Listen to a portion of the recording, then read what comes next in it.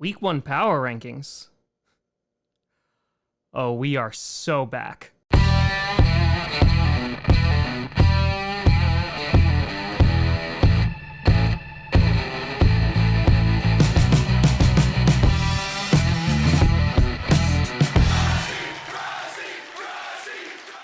Grossi Posse Packer Nation. Welcome to an episode of Packcast, a podcast where you don't have to Pakistan, but it sure does help. I'm your host, Tom. Now I don't have to go without NFL football until February. Grossi, and today we are doing the first power rankings of the 2023-2024 NFL season, starting with week 1.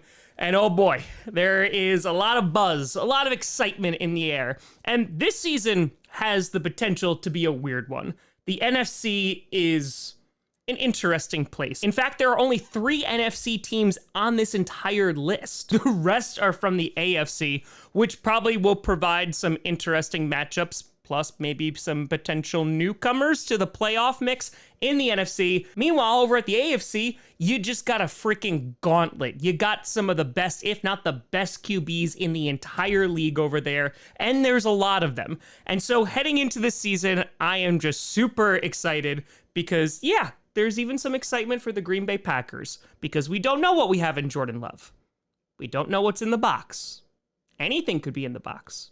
It could even be another Aaron Rodgers, just hopefully without some of the other stuff. Or it could just be Jordan Love. It could even be a boat. So let's not waste any more time and get started with number 10.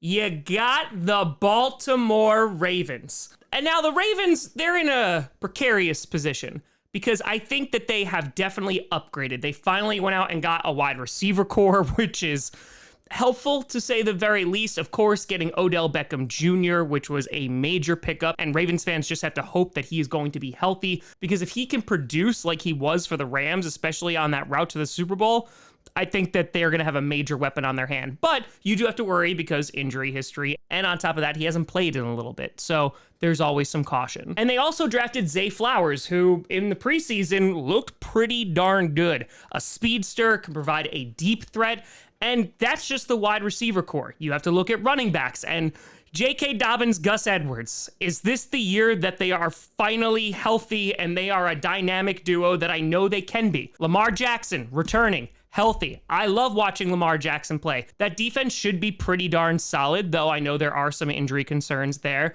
But overall, the Ravens are a team that I think are ready to go. Last year, they were my dark horse because no one was really talking about them. And the same thing happened that always happens. They got injured. But thankfully, I think the Ravens this season are implementing a new way to avoid any injuries.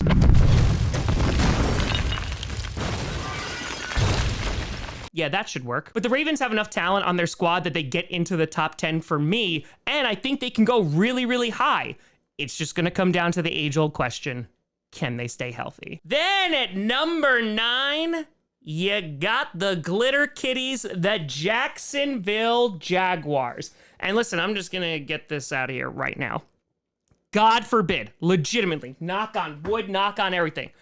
If Trevor Lawrence went down for any amount of time, that boy is our last hope. No, there is another. They still have Nathan Rourke. But in all honesty, I think the Jaguars are going to be good this season. Their defense, there definitely is some question marks there, but their offense, oh, I'm liking their offense. The O-line, yeah, could be better, but Trevor Lawrence coming into his 3rd year had a remarkable improvement from his 1st year because he didn't have Urban Meyer to deal with. On top of that, they have some really good wide receivers, including a brand new addition in Calvin Ridley, who just watching the routes that he ran in practice, and I know it's just practice, good God, that guy has a lot of speed. And I have to imagine that he's going to be a major part of their offense. In addition, Travis Etienne coming into his 2nd year, I know there are really high expectations for him. And they're in a weak division. Their main competition is going to be against the Titans. They don't have the worst schedule in the world. And the Jaguars are going to be favorites to win the AFC South. I think they can do it. I think they can do it with commanding fashion. Hell, they won a playoff game last year, got decently close to beating the Chiefs. Maybe now they'll get over the hump. Number 8, you got the Miami Dolphins. Talk about potential. The Dolphins they got a ton of it. Their offense, explosive.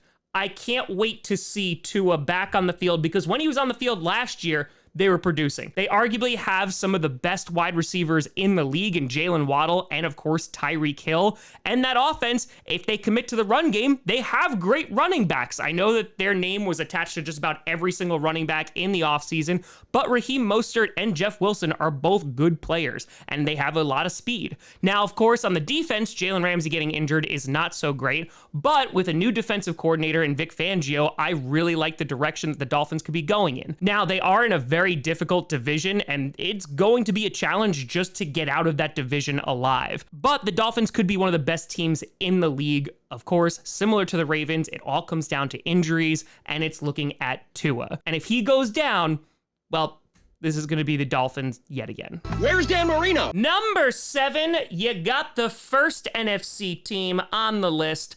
You got the Dallas Cowboys. And I think that there could be an argument that the Cowboys could be higher on this list. Their offense should be good. I'm really excited to see Tony Pollard. On top of that, Michael Gallup returns. CeeDee Lamb was really good last year. And I think Dak is an underrated quarterback. He's not one of the greatest, but in the NFC, they don't really have too many great quarterbacks. And looking at the defense, they got Stephon Gilmore, who I think if he can replicate what he did with the Colts, which is a big if, they should have a pretty darn good secondary. Of course, they have Micah Parsons, who's one of the best defensive players in the entire NFL.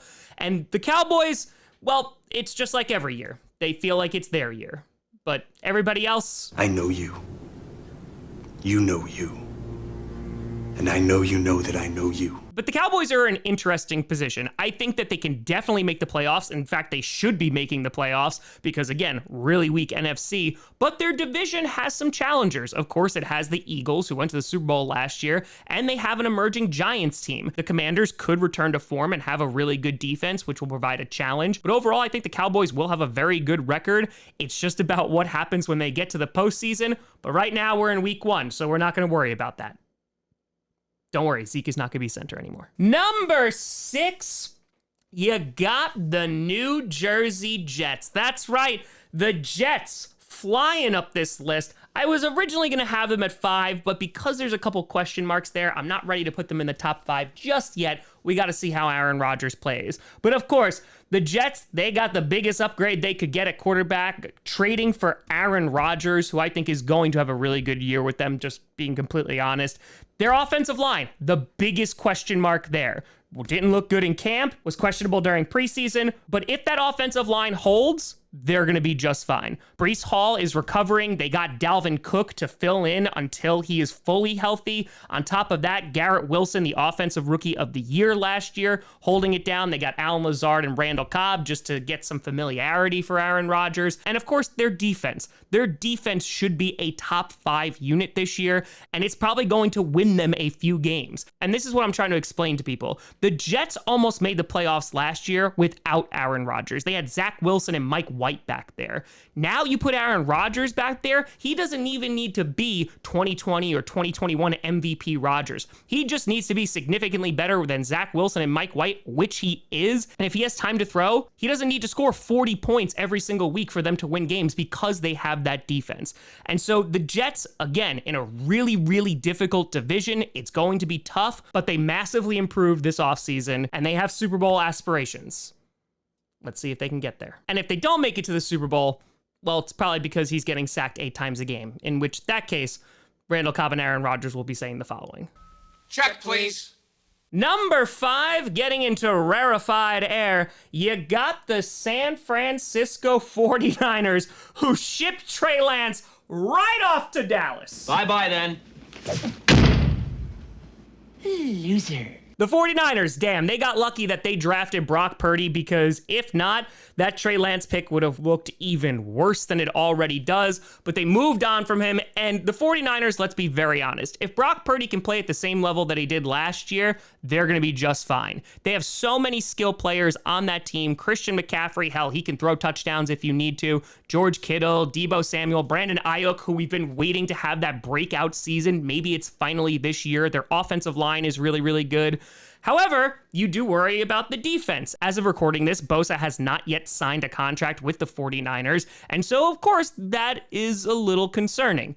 That being said, I think their defense is still going to be fine. They have one of the best, if not the best, middle linebacker in Fred Warner, and they're a well-coached football team. Now, I do think that they definitely can be outgunned by some of the tougher teams in the AFC when they face off against them. But for right now, the 49ers, they're in a top 5 position because they're in a weaker division with the Rams and the Cardinals. The Seahawks will be contending for a division title. But overall, the 49ers, I think, are a strong team in a weak NFC, and I expect to see them in the postseason. Number 4, you got the Buffalo Bills. Is this it, Bills? Is this finally the season? Because I feel like this is going to be you if you don't go all the way this time. The Bills have been trying to get over the mountain for years at this point. Last year, getting eliminated by the Bengals in the divisional round in an embarrassing game. But I will say, they had basically everything working against them. The amount of injuries that they sustained last year was insane. And I have said this about the Bills for quite some time, that they need to change their philosophy when it comes to running the football because they're making Josh Allen do just fracking everything back there. However, they drafted Dalton Kincaid, though I think it's going to take a while for him to adjust because, again, very difficult to transition from being a college tight end to an NFL tight end. But he could provide a nice red zone weapon. They already have Knox to be that guy just in case it takes Kincaid a little bit longer. And Josh Allen, a healthy Josh Allen, is always going to be a threat. There was issues with Stephon Diggs earlier this offseason. Those seem to be rectified. That defense, while not having Von Miller for at least 4 games as he's on the PUP list, I think will be good. Some guys returning from injury, which is a big bonus. However, while the Bills have been building this arsenal, so has the rest of their division. The Jets and the Dolphins are going to be no walk in the park. They're still in the top 5 for me, but that could change in a hurry if the Jets and Dolphins start to gain ground. Their first game of the season is against Aaron Rodgers and the Jets on Monday Night Football. I think there's no better place to prove that they are still the top of the AFC East. Number 3, you got the kitty goes meow, Cincinnati Bengals. The Bengals making it all the way to the AFC Championship game. Their mayor talked a lot of crap, and you saw what happened. Got close to beating the Chiefs, but yeah, you got to be pretty much perfect to beat Patrick Mahomes. And I imagine this year, heading into the new season, I imagine a lot of Cincinnati is going to be saying this to their mayor.